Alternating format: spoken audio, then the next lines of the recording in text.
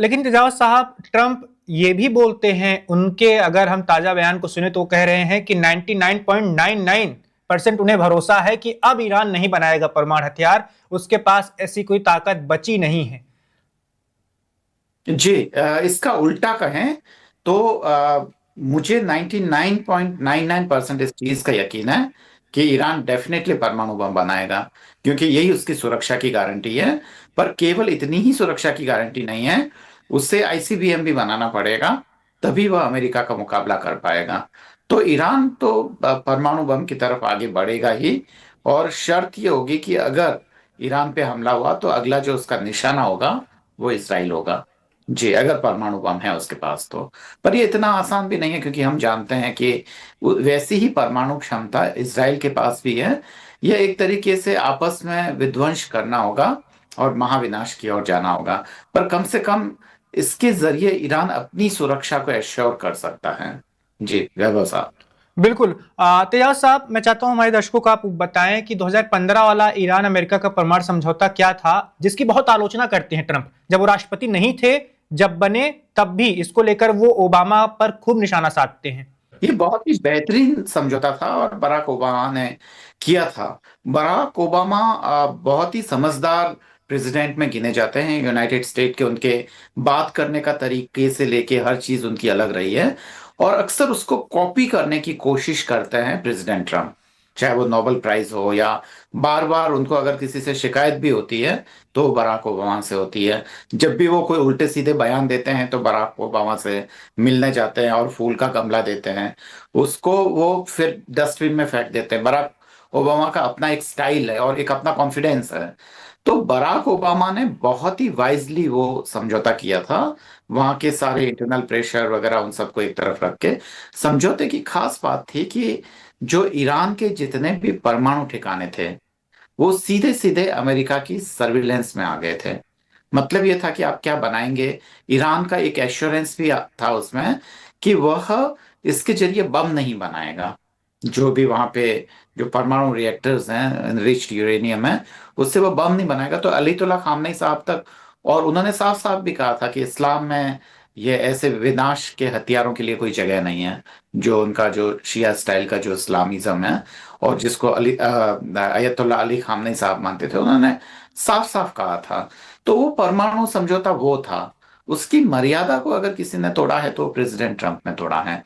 और इसके पीछे ये अमेरिका की असुरक्षा नहीं है, या कि कोई खतरा या ऐसा, या कोई तुरंत उन्होंने कोई थ्रेट नजर आ रहा था, ऐसा नहीं है। इसके पीछे कहीं ना कहीं व्यापारिक हित जुड़े हुए थे। अमेरिका चाहता था अपना वर्चस्व आगे बढ़ाना, और जब अमेरिका को लगा कि एक के बाद एक वह जीतता चला जा रहा है, दुनिया उसके सामने झुकती चली जा रही है, तो उन्हें लगा कि ये मौका है ईरान को हराने का। तो ऐसी स्थिति में ईरान ने जो अमेरिका का जो एक तरीके से कहना चाहिए विजय रथ है, उस पर एक तरीके से रोक लगा ली। और ये जो है अभी जो करंट सिचुएशन है, हमें उसी के संदर्भ में समझनी चाहिए वैभव साहब।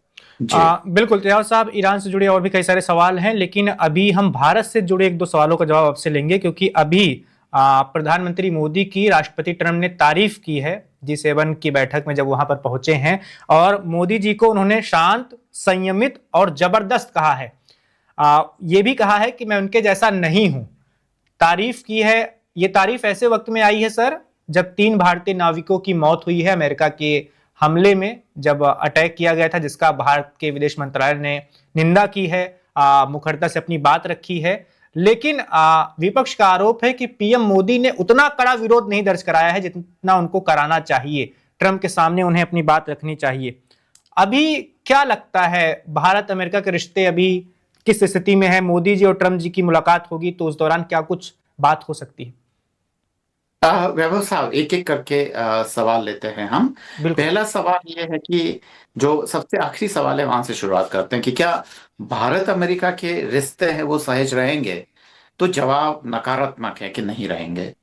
कारण है कि आप अमेरिकन इंटरेस्ट देखिए। अभी वो अमेरिकन इंटरेस्ट भारत उसको कम से कम टेम्परेली उसको नहीं कर पा रहा है, ठीक नहीं कर पा रहा है। और अभी यूनाइटेड स्टेट के लिए पाकिस्तान की काफी महती भूमिका है। देख ही रहे हैं पाकिस्तान हर समझौते में है। पाकिस्तान एक प्लेटफॉर्म पे वो प्रोवाइड कर रहा है। भारत वैसा प्लेटफॉर्म प्रोवाइड करता नहीं है। चीन, अगर पाकिस्तान को अमेरिका ने छोड़ दिया तो चीन वहां आ जाएगा, और चीन वहां से पूरा आगे मध्य एशिया और सेंट्रल एशिया में भी फैल जाएगा। तो तमाम चीजें हैं, अमेरिका को डर है। बदले में अमेरिका को ये पूरा पता है कि भारत कोई काम का है नहीं हमारे लिए। चाहे वह हम उसको चीन के खिलाफ लड़ाना चाहें, तब भी भारत कोई काम का नहीं है। भारत के अंदर हम अपने एक डोमिनेशन बढ़ाना चाहें, तो वो भी नहीं हो सकता है। अमेरिका क्या कर रहा है? अभी अमेरिका ये कर रहा है कि बांग्लादेश में अपनी उपस्थिति बढ़ा रहा है। पाकिस्तान में तो बढ़ा ही रहा है, पाकिस्तान के साथ साथ, क्योंकि पाकिस्तान और बांग्लादेश के जो सहज संबंधों को देखते हुए, और खासकर प्रेजेंट गवर्नमेंट हमेशा से, जो खालिदा जिया उनके जमाने से ही वो प्रो पाकिस्तान रही है। तो अमेरिका को भी एक बांग्लादेश में प्लेटफॉर्म मिल रहा है, और वो वहां पे निवेश और अपनी उपस्थिति दोनों बढ़ा रहा है। तो अभी भारत और अमेरिका के रिश्ते सहज होंगे इसकी उम्मीद कम है। खासकर मार्को रूबियो ने जो बदतमीजी भरा जो स्टेटमेंट दिया था हमारे 3 सिटीजन्स को मारने के बाद में, हमारे बिल्कुल। 3 नागरिकों को मारने के बाद में, तो उससे लगता नहीं कि अमेरिका हमारे फेवर में आएगा। और दरअसल एक बात ये भी है बाबा साहब, एक शेर है कि जो मतलब हाथ मिलाओगे, कोई हाथ भी ना मिलाएगा जो तपाक से गले मिलोगे। कोई बिल्कुल। हाथ भी ना मिलाएगा जो तपाक से गले मिलोगे। ये नए मिजाज की दुनिया है, जरा फासले से मिला करो। तो फासला बहुत जरूरी है। इतना जल्दी अगर आप किसी के गले पड़ेंगे तो वो आपको बहुत ही हल्के में लेगा। तो यही भारत अमेरिका के, ये अंतर्राष्ट्रीय संबंध है, उसमें कोई बहुत ज्यादा गलबैया करने से कोई खास फायदा नहीं होता है। अगर आप चुपचाप भी अगर अपनी डिप्लोमेसी को, अपनी विदेश नीति को मजबूत तरीके से आगे बढ़ाते हैं तो इसके फायदे होते हैं, इसमें कोई दो राय नहीं है। तो ये चीज हमें खासकर समझनी पड़ेगी। वैभव साहब, कुछ तेजाब सवाल रह गए, साहब, कुछ क्या रिपीट कर देते हैं। जो जी। ट्रम्प साहब ने कहा है फ्रांस में मोदी जी को लेके, शांत हैं, संयमित हैं, इसे तारीफ ही माने हम? ट्रम्प ने पता नहीं, इस बहुत ही अजीब सा है। इसका तारीफ माने ना भी माने कोई फर्क नहीं पड़ता है ना, उनके स्टेटमेंट से फर्क पड़ता है।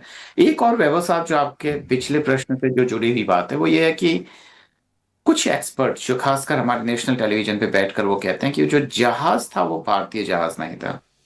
ये क्या बात हुई? मतलब भारतीय जहाज नहीं था तो क्या भारतीय नागरिकों को आप मार लेंगे? क्योंकि वो जहाज दरअसल प्रशांत में ऑस्ट्रेलिया के ऊपर, वो नक्शे में एक पलाव नाम का एक देश है, तो बिल्कुल। वहां उनका जहाज था, तो पलाव का फ्लैग लगा हुआ था।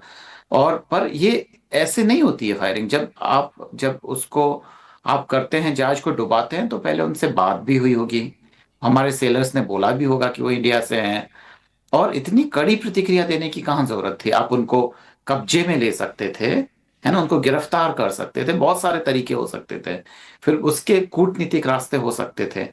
और अगर इतना महत्वपूर्ण नहीं होता तो भारत का विदेश मंत्रालय अमेरिकन डिप्लोमेट को बुला के लताड़ता नहीं, या कि एस जयशंकर को अमेरिकन फॉरेन सेक्रेटरी से बात करने, मार्को रूबियो से बात करने की जरूरत नहीं पड़ती। तो ऐसे में एक्सपर्ट ये कहते हैं कि वो बहुत ही था। इसका मतलब मौत कितनी सस्ती हो गई है, और वो भी भारतीयों की मौत। बेलग्रेड में जब चीन के साथ ऐसा हुआ था, चीनी पत्रकारों को मार दिया था, तो चीन ने जो प्रतिक्रिया दी थी, अमेरिका की सांस गले में आ गई थी। एक और महत्वपूर्ण बात यह है कि हालांकि वो सेमी रिलायबल सोर्स हैं, पूरा रिलायबल नहीं है, पर अभी ये कि चीन का एक जहाज एथनॉल लेके वहां से जा रहा था, ईरान से, और अमेरिका ने उसको अ, पकड़ने या उसको नष्ट करने की कोशिश की। उसके बाद में चीन की तरफ से जो प्रतिक्रिया मिली, अमेरिका की हिम्मत नहीं आई। तो चीनी जहाज खुले तौर पे जा रहे हैं, है ना, पर खतरा केवल भारतीय जहाजों और भारतीय नागरिकों को है, क्योंकि इससे पहले हाजी अली पे भी अटैक हुआ था। और ऐसे में क्या हासिल करना चाहते हैं? अमेरिका के लिए भारत वो करता नहीं, H1 वीजा को वो टाइटन अप करता है, और आपकी तरफ से कुछ भी प्रतिक्रिया नहीं आती है।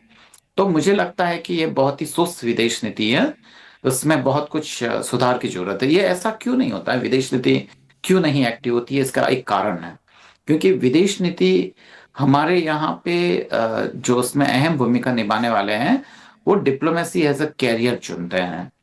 तो उससे क्या होता है कि जो ज्यादातर जो डिप्लोमेसी एज ए कैरियर चुनने वाले जो लोग हैं, जो अलग अलग जगह पे डिप्लॉय होते हैं, विदेश मंत्रालय से लेके पूरे दुनिया भर में हमारे जो एम्बेसीज वगैरह में हैं, तो वहां पे क्या होता है कि वैभव साहब रूटीन काम ही इतना ज्यादा होता है, इतना प्रेशर होता है कि जो नई नीतियों के बारे में सोचने का समय नहीं होता है। और दुनिया बदल चुकी है, ये नए मिजाज की दुनिया है, जिसको समझना एक परंपरागत रूप से कोई भी अगर सोचता है, जो कि दशकों से चली आई आने वाली सोच है, तो वो नई दुनिया के लिए वो कॉम्पिटेंट नहीं होते हैं। और दुनिया बहुत तेजी से बदल रही है, दुनिया के समीकरण इतने तेजी से बदल रहे हैं। ऐसे में अगर हम पुरानी चीजों के हिसाब से, अमेरिका हमारा मित्र है, रूस हमारा मित्र है, चीन हमारा दुश्मन है, अगर इस तरीके की, पाकिस्तान हमारा सबसे बड़ा दुश्मन है, अगर उन सारी चीजों पे चलेंगे तो भारत के लिए आगे बढ़ने के स्कोप नहीं होंगे, और नई दुनिया के हिसाब से भारत अपने लिए एक जगह नहीं बना पाएगा। तो इसके लिए बहुत जरूरी है बहुत अध्ययन की, और उसके बाद में बहुत ही एक्टिव होके हमारे राष्ट्रीय हितों को प्रिजर्व करने की जरूरत है। वैभव साहब, Subscribe to One India and never miss an update. Download the One India app now.